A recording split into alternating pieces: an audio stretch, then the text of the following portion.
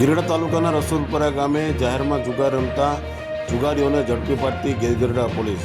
પ્રાપ્ત માહિતી અનુસાર ગીરડા તાલુકાના રસુલપરા ગામે જાહેરમાં જુગાર રમી રહ્યો છે જેવી બાતમી ગીરગઢડા પોલીસને મળી હતી. બાતમી મળતા ગીરગઢડા પોલીસ તે સ્થળ પર પહોંચી જાહેરમાં જુગારીઓને ઝડપી પાડી 12,000થી વધુનો મુદ્દામાલ કબજે કરી અને જુગારી હેઠળની કલમ નોંધીને કાયદેસરની કાર્યવાહી હાર ગીરગઢડા પોલીસે કરી છે. ત્યારે ઉના તાલુકાના દરેક સમાચાર તથા લોકલ સમાચાર જોવા માટે અમારી ચેનલ સબસ્ક્રાઈબ કરો તથા ધંધાકીય જાહેરાત આપવા માટે અમારો સંપર્ક કરો.